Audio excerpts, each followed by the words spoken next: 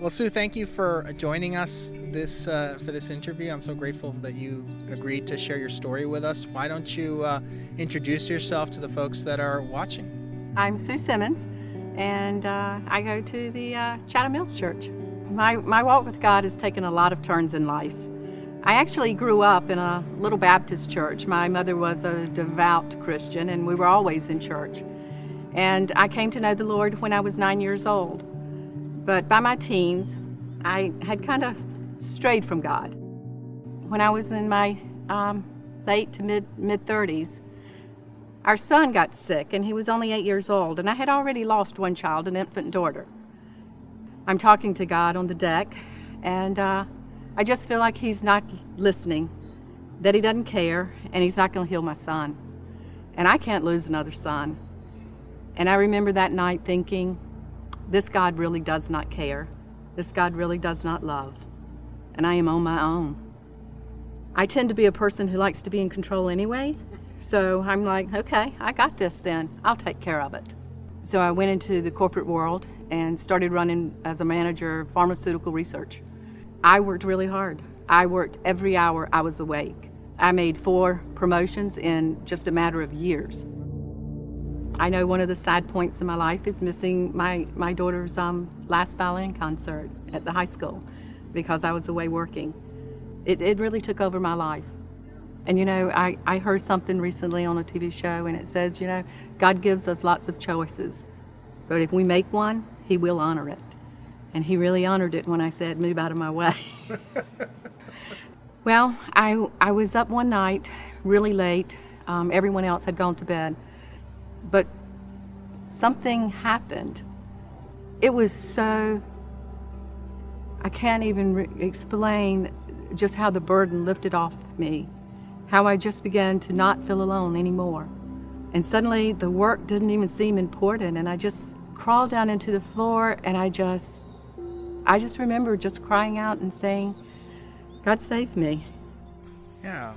Well, I appreciate the ways that that God just sort of had what seems to be like a very tender care for you, as you were kind of easing your way back into faith, into trusting Him.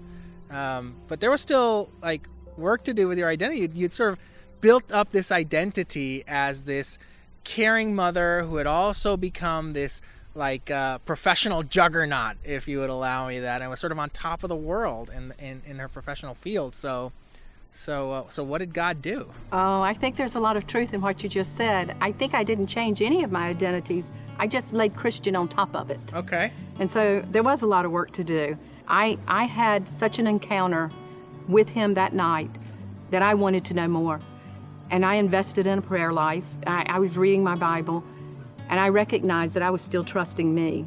And I started praying, God, how do I trust you? How do I truly let go and trust you? We've been living at Briar Chapel for about 9 months. We're going to the Woods Church. I remember I went to bed, and somewhere during the night, God spoke to me. And I got up and prayed because what he had asked out of me to trust him was to quit my job. Wow. And I'm like, no. That's a big ask.